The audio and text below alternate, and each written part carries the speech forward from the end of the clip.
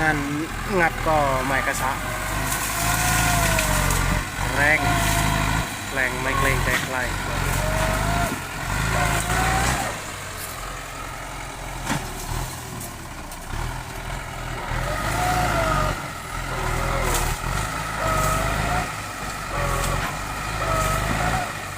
เอาเต้ยดึงเต้ยยันขาดก็กระสะก็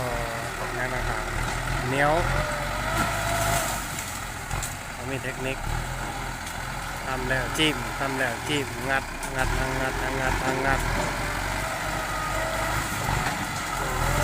ลงไปลงพออยู่ไปเรียบร้อยยอมเลยตอนไหน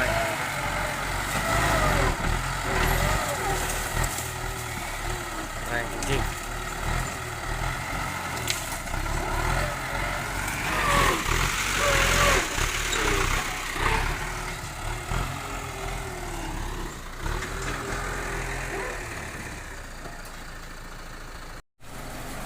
ได้เงิน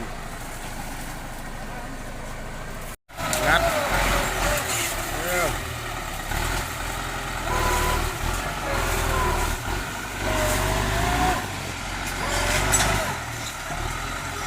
บไรอีหลังมันยังบไรจังหวะเถอะกระนำ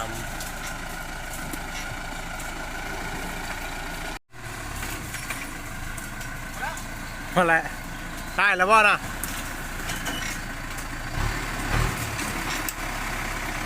กดแล้วบ่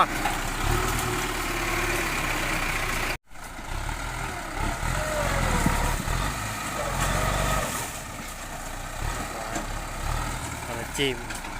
ละหน่อยเลยในส่วงสบายในส่วงอะไรจิ้มละหน่อยเต้ยจนขาดสำหรับก็กระสะก็จังไฟก็นำไว้ไฟบ้านมันเหนียวพวกนี้รถยางอีกเรียบร้อยดูว่า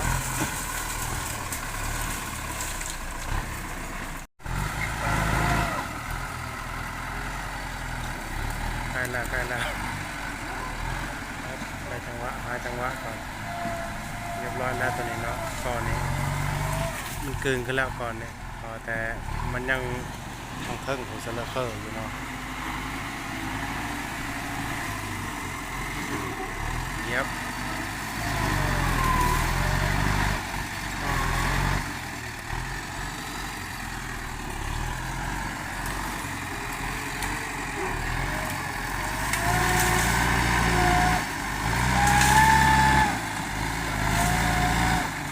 เกลือมีเกลือจะลงคลองเนาะเกลือแบบไงมีเกลือมันไม่ลง